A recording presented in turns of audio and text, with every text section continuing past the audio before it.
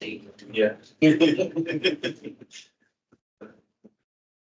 All right, good afternoon, everyone. We have a new company. Brandon. All right. Been around for 4 years. New company that have showing their presence finally at Troy University in Germanics program. I'm going to leave it up to them to introduce themselves and also the company. But thank you very much. We do appreciate your presence again. And thank you for bringing the food for the students, always hungry. But we are interested in finding out what you do in terms of business operation, equipment that you use, the job opportunities, co-op opportunities that we are still looking for as well. Thank you very much for coming. Thank you. Go ahead and start off with, actually, before we do introductions, I want to hear from you guys, what would make this a good age for you? You see a lot of these, I've been in that scene before.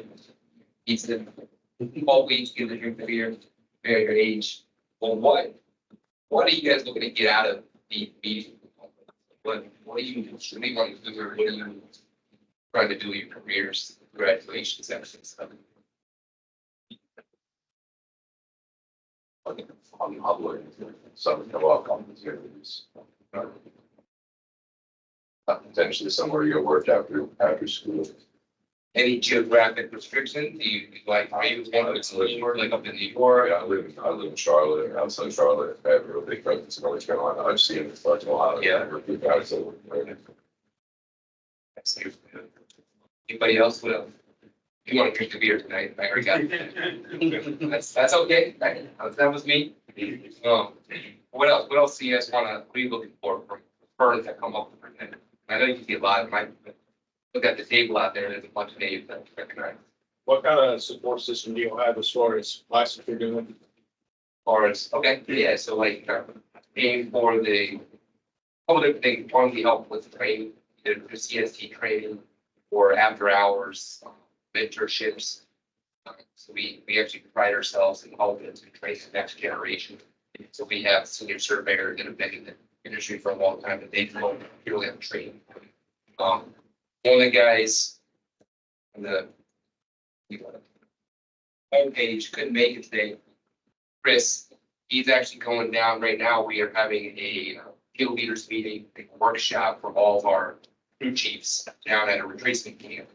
They're doing a multi-day retracement camp looking for original field and corners, things like that. So it starts from the field through the calculations, computations, up to take the exam. Steve just transitioned from Texas to Florida, provide full exam reimbursement. One of the cool traditions is you get a Yeti cooler with your LB number on it. So that's pretty sweet. It's just kind of a little personalized thing. But our goal is to help perpetuate professional leaders. Look in the room, there's not a lot of folks here, right? You see firms from all over different states, different regions. The industry has a huge need. And we're not just looking for bodies, but we want to really train and create professionals that really represent the industry very well. Great question. What else you guys want to get out of it? 3 pizzas, okay, too. That would be fun. We used to always do barbecue. You know, let's just assume that every survey like barbecue.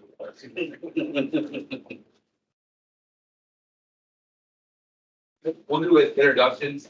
I'm Matt Walzer. I'm our National Director for Business Development and Geospatial Services. So geospatial encompasses for us hydro, aerial, mobile, terrestrial, all the LiDAR, all everything, and all the sense. David Viner, I am Director of Survey for Central Florida. I look over a couple offices, Winter Park, Orange City, got my hands in Jacksonville a little bit. Graduated from UF in 2006. Actually, Matt and I wrote the class of 06, right? I was 05.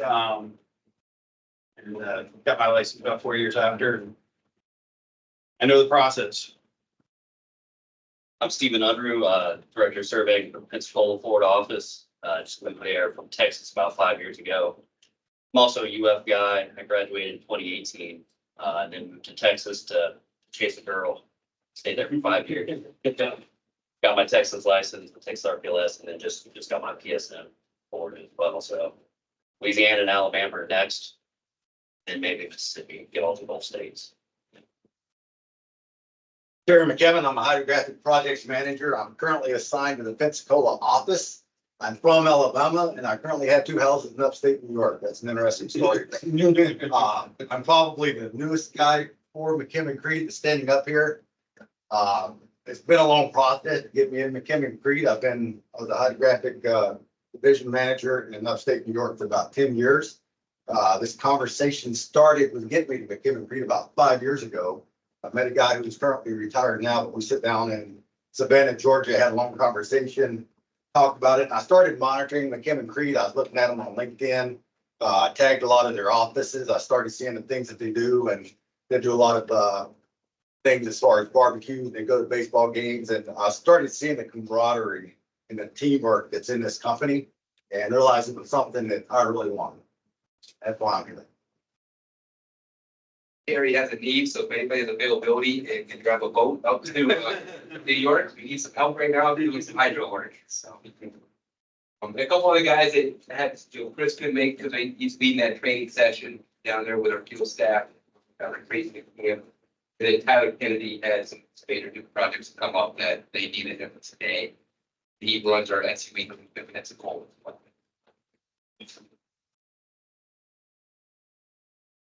A little bit about the company. Sounds like you're familiar with our income from North Carolina. We are headquartered originally out of Raleigh, North Carolina, so a pretty big presence in the Mid-Atlantic. We also have quite a bit of presence in the other Southeast states. So about us, 45 years of business. I know it's a shame that this is our first visit to come and sit down with you guys. A pretty large presence, 150 plus professionals. Not the biggest in the world, but it's big enough where we have the monetary resources to get the equipment, get the trucks, the vehicle, everything that you need to operate. 25 offices. In the Southeast US, so we are ranked #1 for surveying firms. That includes geomag, it includes both surveying and SUV. And then from an engineering perspective, almost top 20, and then top 15 for Texas technologies that you only of most firms. Look at the footprint, like Stephen mentioned, he's from the Texas area. We got 3 or 4 offices out there, 9 or 10 in Florida. He is in Louisiana. We are trying to cover up that football game a little bit, looking great things to work on Alabama and people up and running, growing that, get ready to move into a new facility and have one of a large vessel for Terry is removed. Tyler's SUV group and Steve already got a crews running out of there. Pensacola, so I think that's an attractive location for this really well. You got it's very similar here. Pictures. Stuff on Florida. I keep diving through some of this stuff on different surveys, things like that. I mean, you mentioned career path. Going back to some of the staff, Chris Bossart was watching our Florida regions. He started here working on crew 18 years ago. Now runs the entire eyeball in this. That's 12 million of revenue. Working his way up. David Jones, president of the GeoX. Been with for 35 years, started as a project. So we actually have a very, I don't think we have a slide on. But it's a career path. And whether you want to go a field route, office route, SUV, boat sensing, hydro, we have it for every one of our service lines. And it shows what the next steps are and some of the qualifications, the training, expectations to get there. Or even to developing a career path for business development. What I do with the technology, there's different ways to skin that cat. And Jamie, I know you guys said before that folks come through the ranks to Dave. Yes. Currently working on it. Yeah, exactly. He's started his career in the field. He's worked his way up. He's working and going to school, and he should be finishing up, I think, 2 more semesters, and he'll be eligible for his exam. Just another case of start from field, working their way up. And then also the geomatics, we throw out engineer that we have that, but geomatics makes up over half of the company. So we're not an engineering company with survey. We want to say we're a survey company that has engineer. So You even hear that from like the CFO and IT director, stuff like that. It's commonly referred to as a.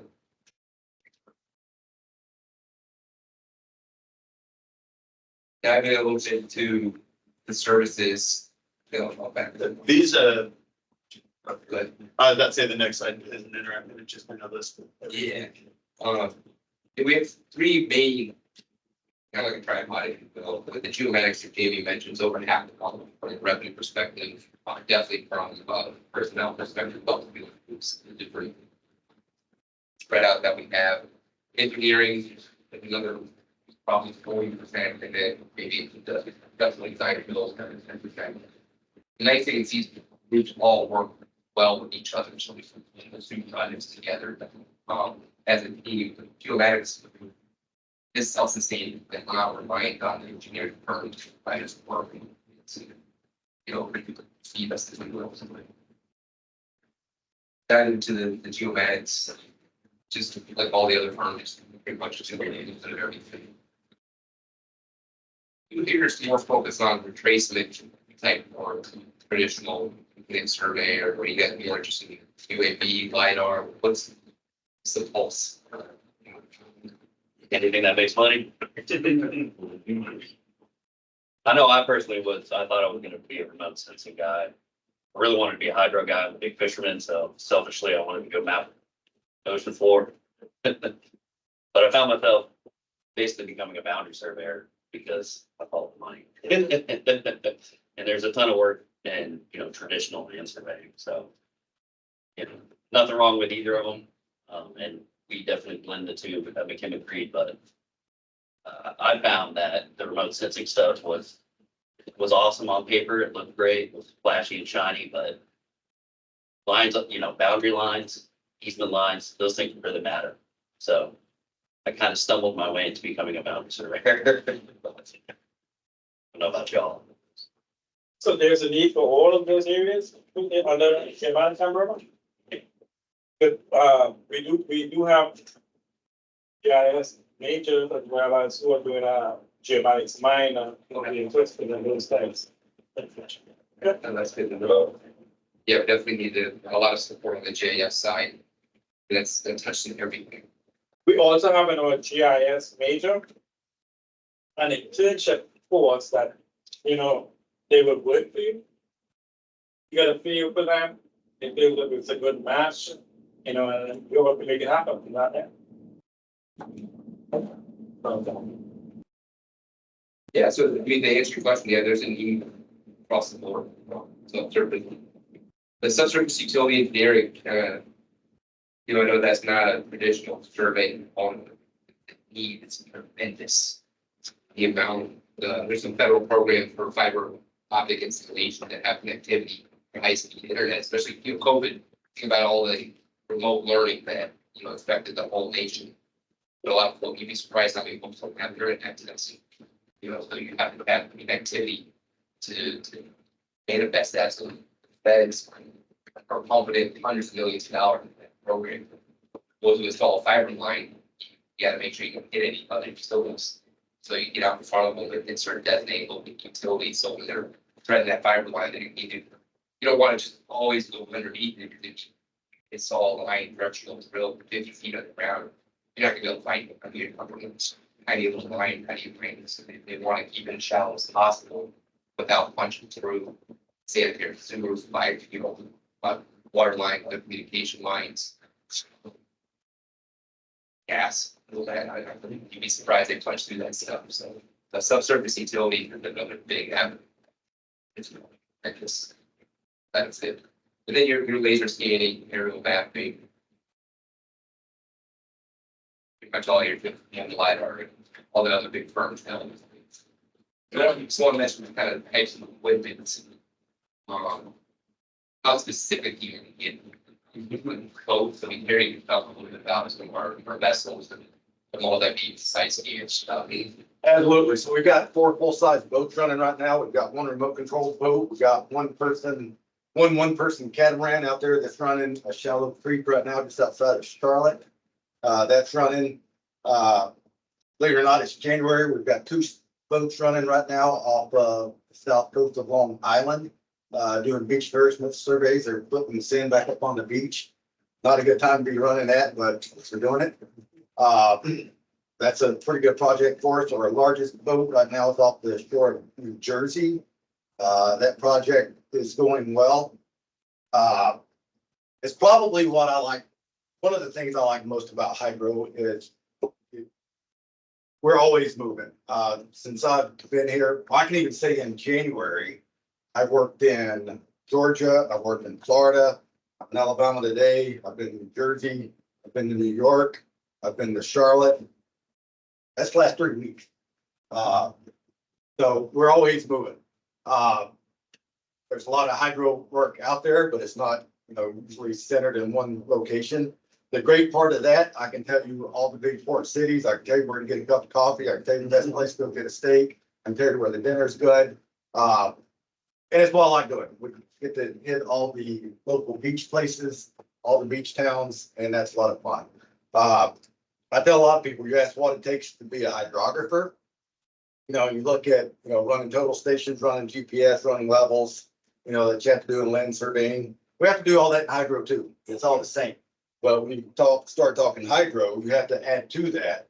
Well, you also have to be a truck driver. We have to tow boats. We got to get them where they've got to be. A lot of times you have to be a mechanic. You start using boats that hard, they always break down. Take it to the local shop. It's usually 3 to 4 weeks wait time.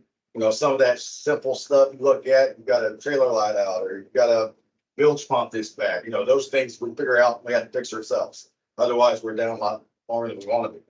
A lot of times it's being a plumber. A lot of those boats, the way they drain, they got hoses on them and different things, bilge pumps. You have to clean that stuff out and find leaks, and you got to be, somewhat of a plumber. You got to be a computer programmer. All those boats have motion sensors on them. They got computers, they've got sonars of multiple size and shapes. A lot of them got 3 or 4 different screens on them. When we start pulling those boats down the interstate, a lot of times that stuff, cable and wires can vibrate loose, they go bad, they get wet. So it's quite frequent that you set up a boat and something doesn't work right, and you literally go into troubleshoot, trying to figure out what it is. We got a bag full of spare stuff. With hydro, I found my mind was just always busy. And even if everything is working right, then you're into the next step. You're looking at, where am I getting fuel? Where am I sleeping at night? Where am I going to tie the boat up? There's so much goes into the logistics of this. Everybody just thinks about driving the boat or hitting start and stop and collecting data. It's really the easiest part of it. It's getting the boat there, it's getting it set up, ready to collect data, and then getting it back out of there when you're done. That's the real work part of it. But It's what I love. for these students, hydrography is not part of our curriculum. We do hydrology. Mhm. Now, just like you said, it's an offspring from geomatics. Correct. You all provide, let's say, if they want to learn this within your business operation, any sort of training while they're doing those things, hydrography. I would say it's possible. We've had some guys who work side by side, like our beach jobs. A lot of times we'll have our land surveyors who are doing the beach side, running the lines out to the water. And then we'll have our hydro guys, we in the middle with some overlap. So yeah, we work hand in hand a lot of times. And right now, actually, we had a teleconference this morning about it, working with NOAA. They're applying for a big $10 million grant to further develop and teach programs for that career path, because it is identified as a natural. So we're looking at becoming another, potentially curriculum navigate to help generate other great material, things like that, working with the University of Virginia on that Great Lakes area. Because like a lot of the programs just don't have like, so it's something for events. I had one class, marine geomatics.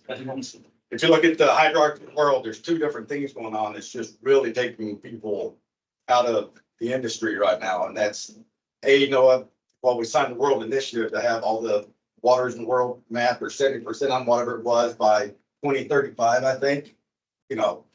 That's gonna be a lot of people going to work. And look at what's taken away from that, where you got offshore wind, that's taking a lot of those people. We're not out there doing that mapping for NOAA, they're doing offshore wind right now. So there's a big hole right now in hydraulic. Then you still have all the regular maintenance stuff going on, the beach jobs, the surveying, the rivers, the navigational channels that need maintenance, dredging, and a lot of work out there. And some of the programs that are doing Gulf coastal states are, planning for sea level rise, so they're integrating the bathymetric information with land-based topography. Again, the imagery to create essentially a 3D map all the way out to pretty deep in the Gulf of Mexico, off as well as the Atlantic side, they should tie that together with working with stuff. So it's really You're working oil companies as well? a little bit. I think the hydro side a little bit, but I know on the land-based side, definitely Texas, Louisiana. That's part of this new Pensacola we're talking about. Yeah. Of course, we'd like to be a little bit more involved, but you need staff to continue to grow. So I think that's right now where our people is. On the UAS side, we have, I think, 12 different UAS sensors and platforms put together. We just hired a program manager last year, Robbie. He's the ASPRS certified photographers. I'm very active in ASPRS, myself included on the Florida region president, which is one of the large chapters, national chapters. We're in the process of purchasing a LiDAR system to go back onto that. And our goal is to use attach a high grade LiDAR system, probably most likely it'll be with other cluster these as well as a metric mapping framework. So say it's what you're going to do super high accuracy survey, most things from the UAV platform, working with the DOT, pilot projects, and writing specs. Anybody here in photogrammetry or do photogrammetry? It's part of photogrammetry. I do photogrammetry and remote sensing. Anybody struggling with the labs? They're hard. They all Took pass. matrices with all the partial derivatives yet? We let the software do that. Yeah. Yeah, Excel. Yeah. That was hard. And then your traditional total states for a critical unit, we do believe in upgrading all of our equipment. We just spend hundreds of thousands of dollars making sure all of our GPS units, total stations, robotics, all that are up to speed. We want to make sure that the field crews expect to happen, even if they need. So we don't want to waste time duct taping things together. We need good equipment, make sure everybody's has what they need to do their jobs. We talked a little bit about the technology stuff.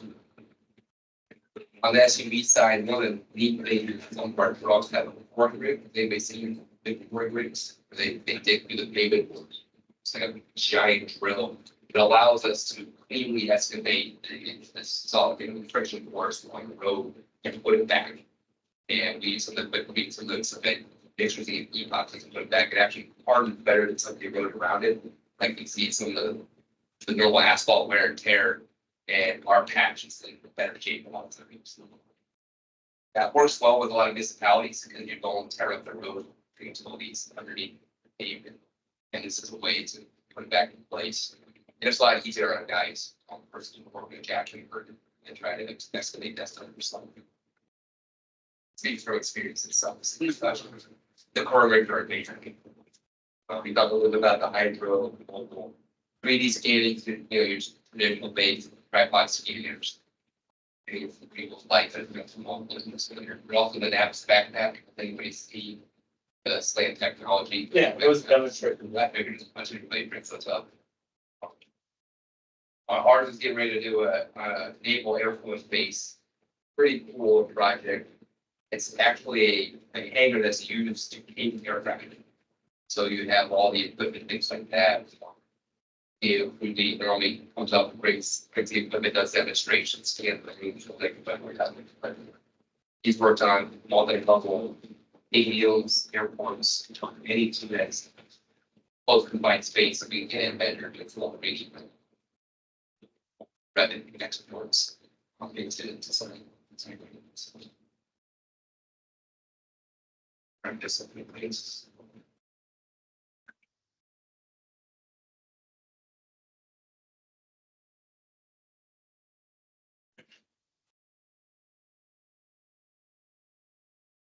Different markets. Our goal is to create differentiation. You know, the economy has seen a lot of ups and downs. Most of us here got to experience 2008, 2009, because we're in the workforce yet. When the market, I mean, really took a tumble, saw a little bit of that, a glimpse of a small glimpse of that. But when things really, what we pulled out from under you, need that diversification to weather this market. I'm sure you hear a lot of firms that probably laid off most of their staff. Diversification of markets allows you to weather storms into different regions. I'll use transportation. We are transportation that do a lot of DOT work. A couple years ago, NCDOT had some issues with their budget. And the budget's in hundreds of millions of dollars. So they cut all of it. You're aware, this is, you saw it up there, they cut all their programs. So a lot of firms that were just purely DOT had to lay off staff.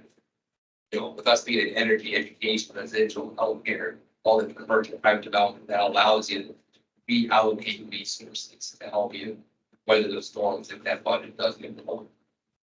There's nothing worse than that. Everything's going. It's easy when your pockets are full and it's good. How do you set yourself up from a professional perspective? You know, so learn as much as you guys can, learn the different courses, different types of technology, you know. It'll help you whether your professional career storms, because you just can't predict what's going to happen. The economy is very volatile. Make sure you guys take different classes, learn the different types of.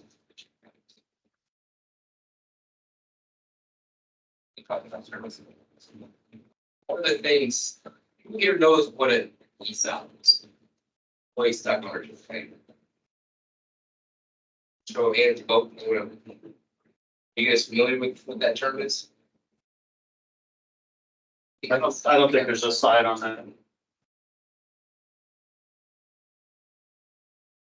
So what an ESOP does is everybody is an employee owner of our company. So instead of a publicly traded company like Coca-Cola, you know, Amazon, and those big firms, we're an 800+ professional firm that we're all owners. We each have an individual portion of stock relative to the overall.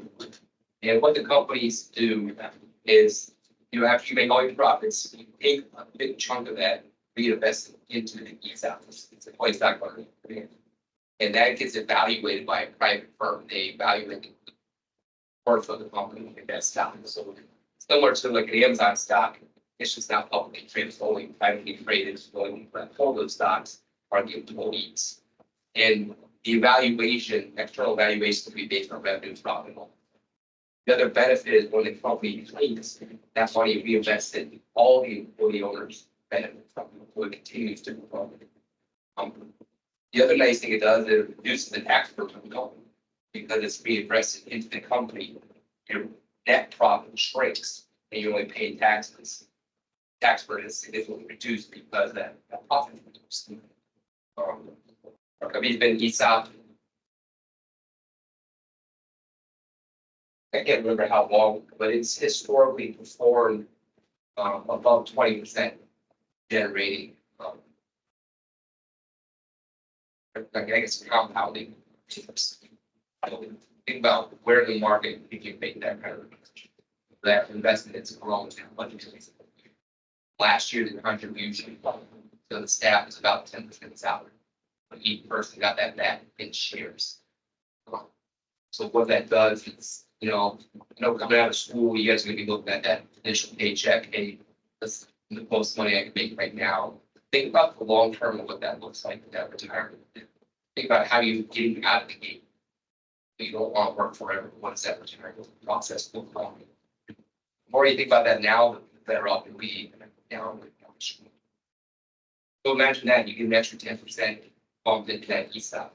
Oh, by the way, a couple of years that's been growing 10, 20, 25% every year.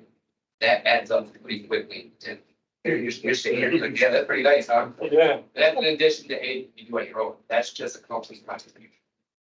And the reason I talk about that, not just for the monetary side, but what it does, it creates an atmosphere that we're all owners. David's an owner, Steve's an owner, Eric's an owner, I'm an owner. So now we're looking out for our money. It's not a family's money, some rich guy that started the company and has this. It was McKim and Mr. Creed, but now that it's all the employees own it, you behave a little differently. Think about how you treat something that's yours. You're treated with a higher level of integrity. You watch what you spend, make mindful decisions. But it's also collaborative. If Terry's group's making money, that means I'm making money. My group's making money, Jamie's making money. So you have the engineering, this geomatics, all these different groups. They want to collaborate and help each other out. It's within the best interest of the company. As we're all owners. That's that collaboration I was talking about. We're all invested in each other. Yeah. For me to make the most money I can make is for all 800 of those other 800 people to make the most money that they can make. So there's no one in this company that will turn me down if I ask for help. If I say, can you help me do this? They're all invested in me. And it makes a huge difference if you've ever been in a management down style company where you've got a single owner and everyone else is just workers underneath them. Get the same paycheck, whether doesn't matter. I've heard It makes a huge difference. I've heard of a company, two offices in the same state bidding against each other on a job. So essentially undercutting each other to get that job. That's crazy. That is crazy. And how soon when you start working with a company that you get on board with that and stuff? It's your first year out of the yeah, as long as you meet the requirements, you have to work, I think, 1,000 hours within that first year of all that. So like, let's say we have folks graduation May, so May, you start in May, June, you start in June, before the full time year in. It is a 5-year vesting period, so it's 20%, 20%. But after that, once full after 8 months here, that's sweet, because it's right off the bat. And this is in addition to your employment package? Yes. Yeah, that's in addition to your health benefit there. It's nice, it's just give it, I won't say give it to you, but just give it to you. It's not like 401k where you have to put in so much so that they match so much. It's not like that, they just give it to you. It's based on the performance of the company, obviously, the company performs well, you should do a lot more with them perform well, that is above and beyond, or above and beyond any bonus plans, all that stuff, performance based on compensation. Kind of going back to what Terry stated, that creates an atmosphere of helping. That's where the career development comes into play, because we want everybody to grow and perform well, get their certifications, get the licenses, have a client base of their own, because if you're successful, our goal is to put money in everyone's mouth. Not a need. It's example. We're out of town, Jamie and I have local models, these guys we're working on it right now because we're here talking to you, but vice versa. You just cover for each other. You want to make sure there's a one life balance where if you have kids, you got to take care of your kid. As long as they're backing up, take vacation. That culture is something you make your career decisions, get a good feel for that. Don't just look at paychecks. Everybody's going to be competitive. Because at first, come in, check the number that look what's behind the curve. That's just my career advice to all. I won't work for a 90 South company. I've been there. It is a completely different culture. You'll see the trucks are cleaner, just because people, it's their truck. You know, it's a, you're an owner, you want, you're putting this nice, you're gonna space. Just people thinking. It's definitely going to get that. One of the times of the time, because I know we got, make sure that can be small for the next times, but Can you give them some idea, in terms of, they talk about the employment package and co-op opportunity? yeah. Some details on that. Yes, you go up, pretty much any location that you see is available from. Anywhere from Texas, Austin, often you people, but it's busy, it's a little too busy for me. Down to Orlando, Tampa, and some Bulls got a huge need. Hydro's got needs everywhere. We took on a student last year from UF, Yep. based out of Jacksonville, but he spent a little time doing Sioux. And then we brought him down to Orange City and let him work out of our Orlando offices with our survey guys. You know, where we put him up into a hotel, you know, for the week, then let him go home on weekends. Had interns in the past that want to go to Charlotte, actually, and that's where their family was. They don't want to go there, but some people are going. If you want to go to Pensacola, if that can't go live one. It's nice, like areas, Fort Myers. That's wide open. You name locations, wide open. Job placement, that's wide open. So pretty much wherever you want to go. Some, you know, if you're doing a lot of field work and doing physical location, does make a little bit of difference. On the remote sensing side, half of our aerial, mobile, glider, we have guys Boston to a couple in Ohio, Carolinas, and it's Tampa, and very, very flexible there on the data processing, data extraction. On the agriculture, Harry mentioned on the hydro side, they're all over the place. They deal with UAS, aerial, mobile, vision priced, couple of monster jobs in Denver, do the mobile acquisition, mobile LiDAR stuff. But being down in the Keys, who doesn't want to go to the Keys, they want now, it's beautiful. So there's flexibility to, you know, have a hybrid work remote kind of scenario, work to an office, travel. You're young, take advantage of travel. We have kids, you know, older, it's not as much fun. I still travel a lot, and I got a little 7-year-old at home. You're leaving it, it tears you apart. But if you get a chance now, it's pretty good in your pocket. You know, wherever you work for it, whether it's in Peterson, you know, explore, see the world in the States. Some of the beach jobs those are some of the blue jobs. The beach area, I did some of them. My first internship was a hybrid job, and we did any space that private. I mean, you literally had a private beach with nobody out there survey. Beach cross section, did a hop and boat, and then you just connect. Yes, it was pretty awesome.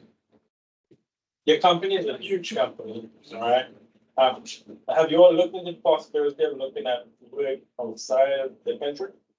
We have, Puerto Rico is probably one of the areas that we get a lot of federal funding, especially on the transmission side of things. So your distribution lines are rebuilding hurricanes.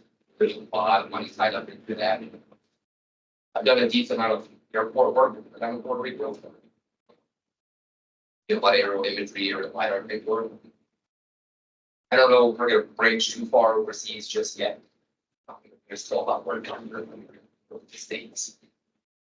Yeah, we do want to expand geographically up the Midwest for growth and more. So Harry's got a great background here to help us do that.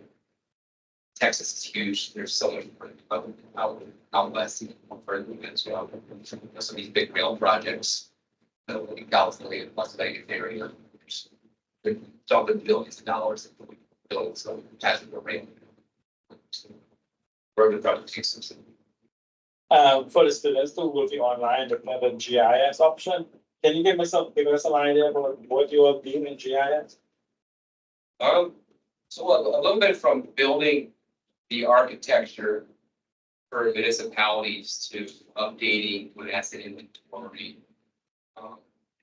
Program we have meeting this morning on roadway condition assessment inventory for the city of Durham. But it would essentially take mobile LiDAR, scan the entire city streets, and then look at the pavement condition index of PCI and map and then categorize index in GIS. So they have a database on their maintenance schedule, repair schedules, just the overall conditions. So we're looking at a lot of that stuff, utilizing remote sensing technology, pairing that with GIS, better data assets. And you'll use our GIS, though? Yeah.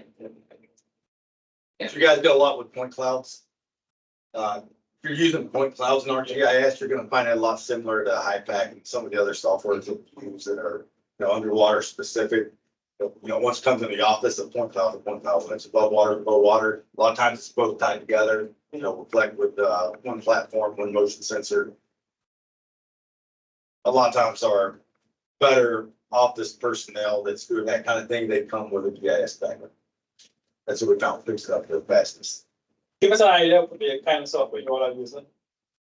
Software that you all are using. For the kind of GIS. Go ahead. Well, a lot of DOTs use MicroStation, Yeah. Open Roads Development, which is their 3D package. AutoCAD's 3D, the big package. And Little Business Center, that's a big one. They have some pretty cool ways to process the data now. Open dot extraction, which is very good. Heard a lot about that. Get the surveys, all of those are out there, practically done. Beagle has a lot of their own proprietary LiDAR stuff, the right process, right wire. The nice thing is their US headquarters is in Winter Garden, right down the street from Beagle. They know those guys real well. So we help do some pilot testing for software applications to see where they can improve their performance and serviceability with those groups. IPAC, IPAC, FOSPAC, Sonar Wiz. It's what we use to process, Sonar, or the FOSPAC is what we use to post-process our position and motion data. Just like you guys have probably done with your static GCS data, go download the ephemeris and all that stuff and post-process your static GPS data. We're doing the same thing with mobile data on the boat. We'll post-process our position and our motion together with our motion sensor data, to those GPS force stations to really type down our movement of the boat, a roll or pitch or heave or yaw, really just our overall position. Then we'll post-process it in iPad, clean up our point clouds and export it out of there into a grid. Then usually put our deliverables together. Field engineer projects, usually in MicroStation, we do a lot of getting as well for our finals. Sometimes we do ArcGIS as well, but always MicroStation. Okay. Only photogrammetry, what you all use. Intergraph. Intergraph. Yeah, just read our subscription. They're proud of their software. But they're AT, they're a lot of ATs, that's stuff. 640, you all use. They pick up 40% of the UAS stuff. GOQ, all the other packages.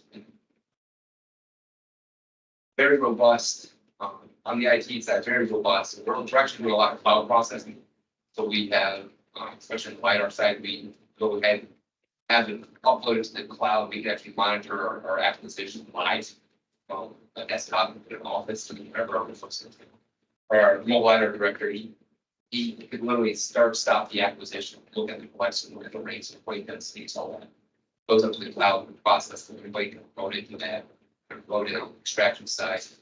And we just, as of yesterday, we're getting Starlink for the hydro group for some of their increase their upload speed in remote areas for some of that big data. We can scale up from any size of computer we need. Wow. It's no limitations. Our IT group is very open to trying new things and scaling. That's the benefit of a larger firm. You have the monetary backing. I think we're about 165 million.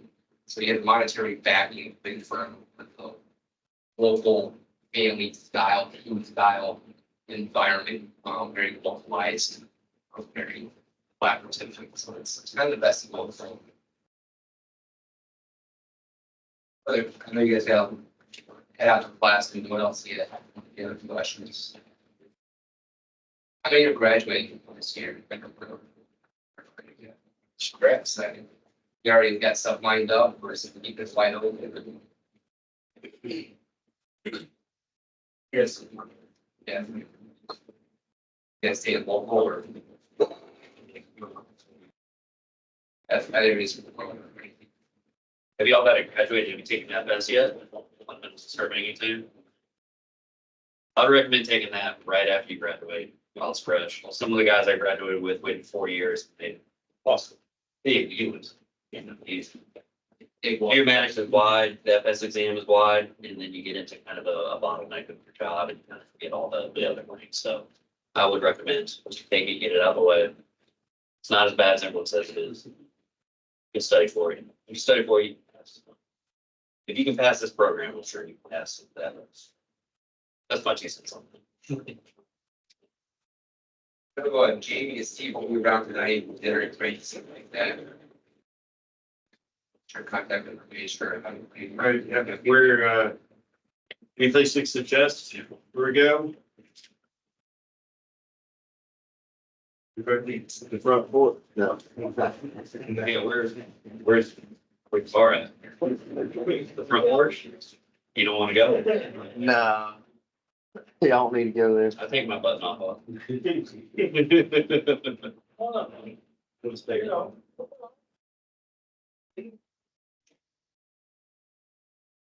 I would recommend Bomb House. Okay, yeah, I'll pass that. Nice establishment. Yep. 7:30, well, What time do you want me? 7:30, get it? I get in trouble with my dress. I have a question. What would it look like for a geomatics graduate? What would they step into if y'all were to hire one of us on? I mean, like, I guess how many hours a week would you work? Would you have a company truck? Would you be remote or would you meet up at an office, like a regular day? Yeah, so a lot of that would depend on location, what service.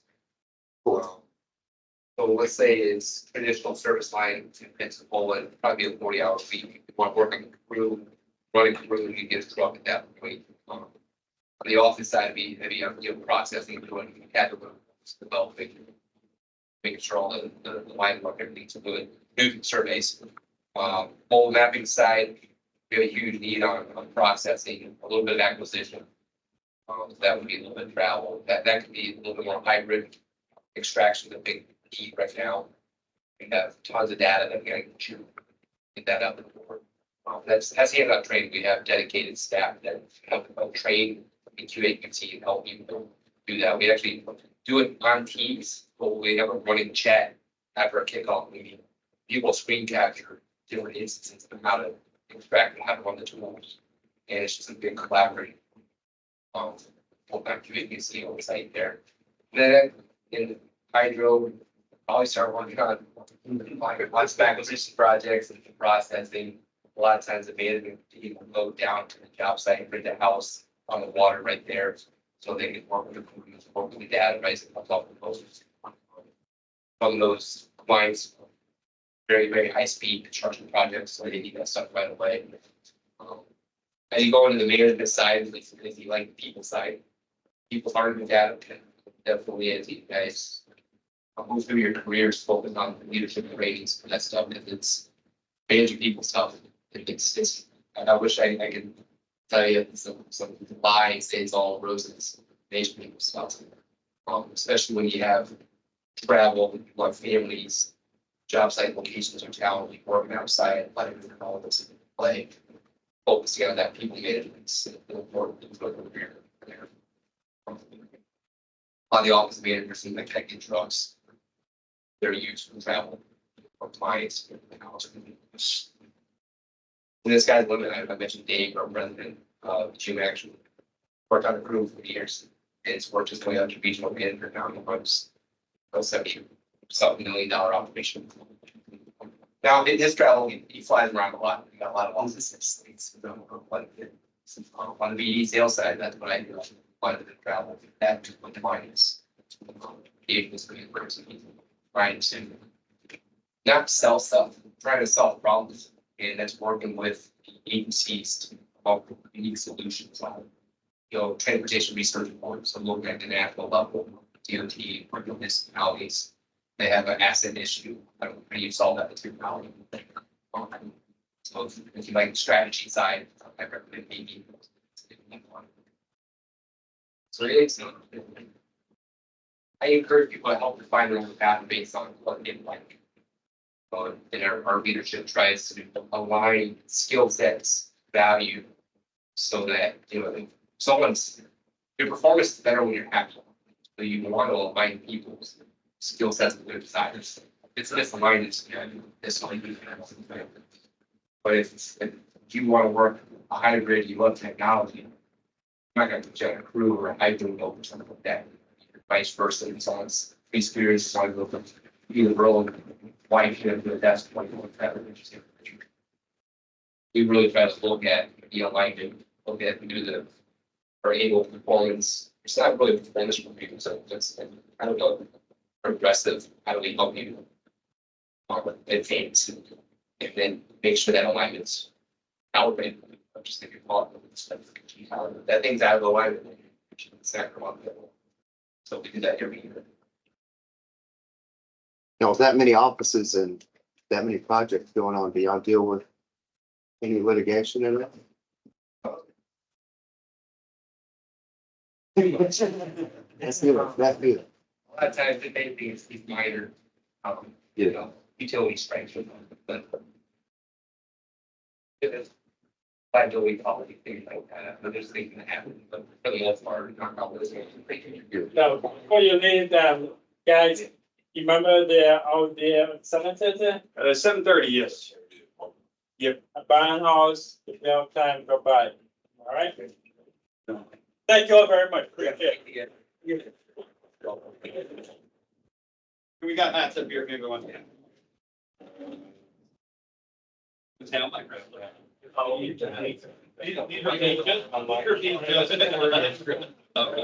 they got, it's the August trip. Maybe it's like made in like 10 days, I think.